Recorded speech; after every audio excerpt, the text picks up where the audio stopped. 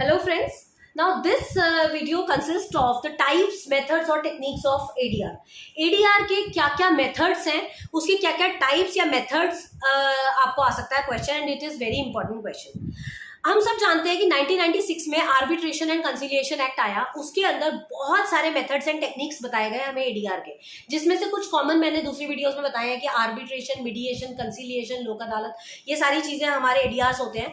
But इसके अलावा भी छोटे छोटे बहुत सारे और मेथड है, एक बार उनको सबको देख लेते हैं क्योंकि शॉर्ट नोट में कोई भी पूछा जा सकता है। Number 1 is arbitration, number 2 conciliation, number 3 mediation, number 4 negotiation, 5 is medulla, 6 is लोक अदालत, 7 is multi-door court house, 8th is mini trial, 9th is judicial settlement, 10th is fast track arbitration, 11th is ODR and 12th is final offer arbitration. ये हमारे 11-12 methods हैं जिसको हम arbitration के ADR के methods बोलते हैं या टेक्निक्स बोलते हैं। तो अब अगर इनमें से कोई भी किसी के ऊपर भी शॉर्ट नोट आ सकता है आपको पेपर में, मेडोला के ऊपर आया हुआ है पहले, उसके बाद नेगोशिएशन के ऊपर आया हुआ है, मिनी ट्रायल के ऊपर आया हुआ है, और आर्बिट्रेशन, कंसिलिएशन और लोक अदालत और मेडिएशन, इन चारों पे तो आता ही आता है।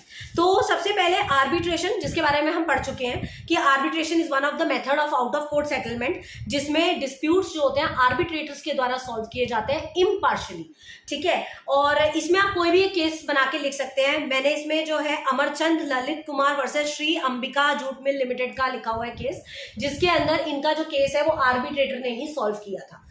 उसके बाद आपके इसके आर्बिट्रेशन में भी अलग अलग तरह के काइंड्स होते हैं। जैसे आर्बिट्रेशन का जो काइंड है वो है ad hoc arbitration, institutional arbitration, contractual arbitration, statutory arbitration, domestic arbitration, international and foreign arbitration.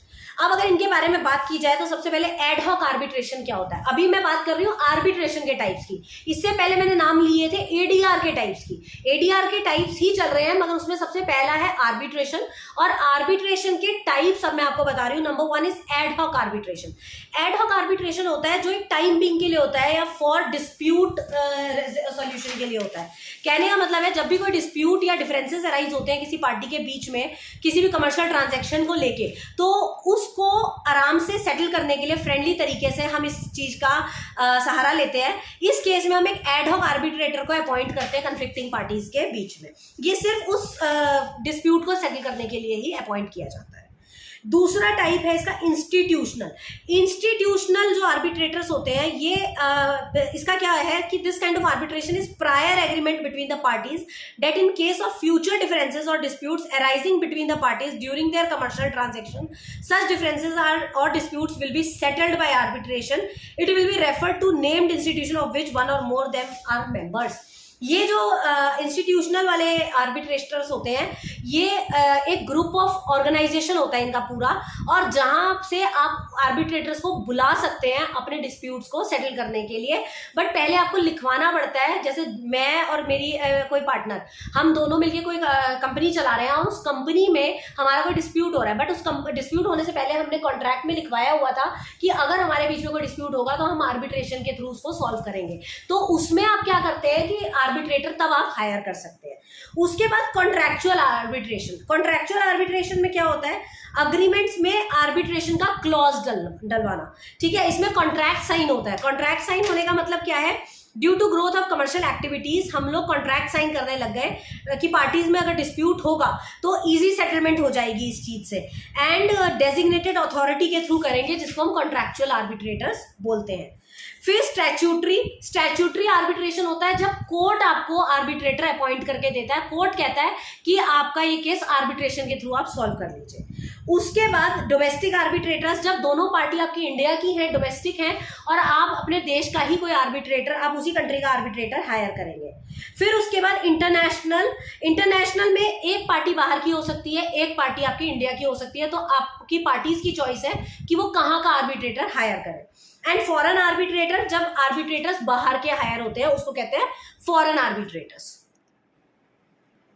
उसके बाद हमारा जो दूसरा मेथड है वो है मीडिएशन। मीडिएशन क्या होता है? मीडिएशन का मतलब होता है थर्ड पर्सन। जब कोई थर्ड पर्सन आपके बीच में सेटलमेंट करवाता है उसको कहा जाता है mediation. Mediation is a method of ADR जो रिजॉल्व कराने में हेल्पफुल होता है। ये इंडिपेंडेंट होता है, न्यूट्रल मेथड होता है, जिसमें फैक्ट्स पे डिसाइड किया जाता है कि दोनों पार्टीज जो है वो किस पॉइंट पे जाके आपस में मान जाएंगी। एंड ये इसका जो डिसीजन होता है ना, ये बाइंडिंग नहीं होता। जो मीडिएशन का डिसीजन होता है ये पार्टीज के ऊपर बाइंडिंग नहीं होता। आर्बिट्रेशन और मीडिएशन में सबसे बड़ा फर्क है कि मीडिएशन के जो डिसीजन है वो बाइंडिंग नहीं है। इसको थोड़ा डिटेल में पढ़ लेते हैं मीडिएशन को।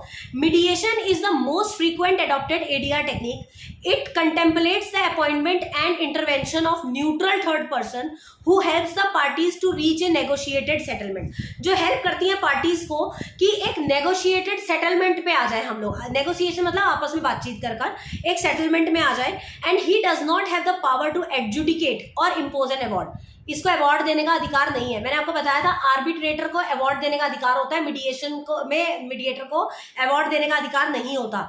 इसमें चीजें बहुत कॉन्फिडेंशियल रहती है in comparison to arbitration. Arbitration में फिर आपके डॉक्यूमेंट्स की स्क्रूटनी होती है, पार्टीज को बुलाया जाता है, सारी चीजें पूछी जाती है। मीडिएशन में कोई स्क्रूटनी नहीं होती, कोई चेकिंग नहीं होती, कॉन्फिडेंशियल रखा जाता है चीजों को, और इसमें सिर्फ रेमेडीज बताई जाती है पार्टीज को कि ये रेमेडीज है, आपकी मर्जी, आपने करना है कर लीजिए। इसको बाद में हम मीडिएशन को एक अलग वीडियो में अच्छे से डिटेल में करेंगे। उसके बाद नेगोशिएशन। नेगोशिएशन क्या है? नेगोशिएशन में सिर्फ इतना सा होता है कि इसके बीच में आपको कोई बंदा नहीं चाहिए होता, कोई बिचौलिया नहीं चाहिए, दो लोग आपस में बैठ के सुलझा लेते हैं अपना matter. Both disputed parties solve themselves, no third person is there. Negotiation. Lok Adalat. अब लोक अदालत क्या है? लोक अदालत तो हम सब जानते हैं कि लीगल सर्विस अथॉरिटी एक्ट 1987 के तहत बनाया गया था। जुडिशियल ऑफिसर्स रिजॉल्व करते हैं इसके अंदर, और आज के टाइम पे तो लोक अदालत की बहुत मान्यता है, बहुत ज्यादा माना जाता है। पहले क्या होता था, नॉर्मल लोक अदालत होती थी, अब आजकल परमानेंट लोक अदालत भी बन गई है।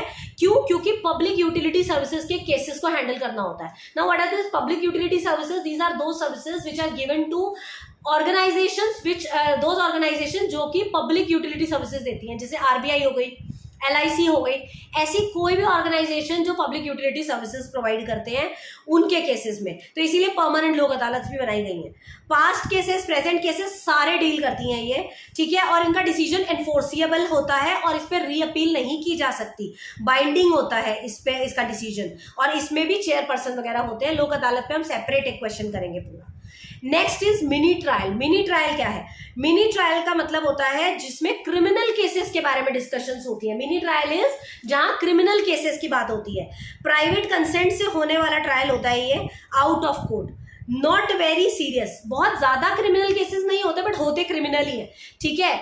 और इसमें क्या होता है कि अपना अपना एडवोकेट लाते हैं दोनों पार्टीज, और वो लीगल एडवाइजर लाते हैं और आमने सामने पेश हो जाते हैं वो लोग। और इसमें कोर्ट नहीं बैठती है, प्राइवेट रूम में दोनों के वकील बैठते हैं, दोनों के लॉयर्स बैठते हैं या लीगल एडवाइजर्स बैठते हैं, और वो बैठ के इनका जो डिस्प्यूट है वो सॉल्व कर देते हैं।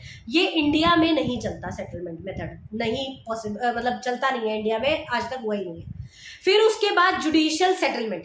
जुडिशियल सेटलमेंट का क्या प्रोसेस है? When case goes to court, तो लगता है कि उनको कि एडीआर करवा देना चाहिए इसमें। मतलब जब एक केस घूम रहा है कभी डिस्ट्रिक्ट से आपका हाई कोर्ट में, हाई कोर्ट से कहीं, तो उनको लगता है कि इसका तो आउट ऑफ कोर्ट सेटलमेंट करा दो, छोटा सा केस है और ऐसे ही कोर्टों में घूम रहा है, तो वो कोर्ट खुद कह देती है कि आप इसको एडीआर के थ्रू सॉल्व करा लीजिए। उसके बाद fast track arbitration.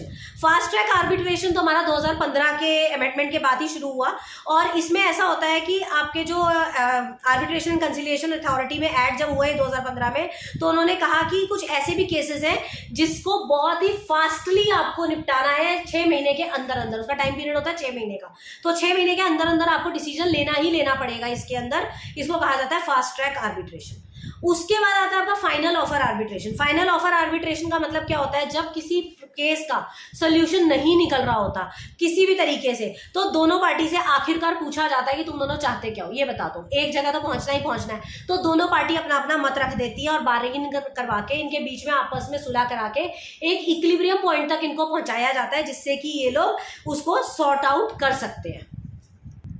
Next is your medulla. Medulla क्या होता है? मेडोला का मतलब है कि जब आपके आर्बिट्रेशन और मीडिएशन से सॉल्यूशन नहीं हो रहा है तो इसका एक सब्सटीट्यूट कर देते हैं ये लोग कि नए आर्बिट्रेटर्स बुला लें।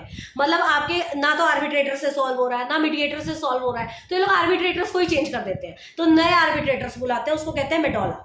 फिर है multi door courtroom. Multi door courtroom method क्या है? पार्टी को ऑफर देते हैं ये लोग सॉल्व करने के लिए कि आप बताइए आप किस चीज से इसको सॉल्व करना चाहते हैं। लोक अदालत से सॉल्व करना चाहते हैं, आर्बिट्रेशन से, कंसीलिएशन से, मीडिएशन से, किस चीज से आप सॉल्व करना चाहते हैं। एक से सॉल्व नहीं हुआ तो दूसरे से सॉल्व कर लो, दूसरे से सॉल्व नहीं हुआ तो तीसरे मेथड पे चले जाओ, उसको कहते हैं मल्टी डोर कोर्टरूम। उसके बाद आपका लास्ट है ओडीआर। ओडीआर क्या है? ओडीआर इस टेक्नोलॉजी जब यूज करते हैं, ऑनलाइन डिस्प्यूट रेजोल्यूशन बोलते हैं इसको। ऑनलाइन डिस्प्यूट रेजोल्यूशन, जब आपको आमने सामने नहीं जाना और आप ऑनलाइन बैठ के अपने बातों को सामने रखते हैं, उसको कहते हैं ओडीआर। तो ODR is also a good method now it is. Covid के टाइम के बाद से तो ये और भी ज्यादा फेमस हो गया। तो ये हमारे कुछ 12 टेक्निक्स थे एडीआर की। एडीआर में से इनमें से कोई भी, मेडोला वगैरह कोई भी आ सकता है, तो आपने इसको अच्छे से 4 नंबर के लिए रेडी करना है। Thank you.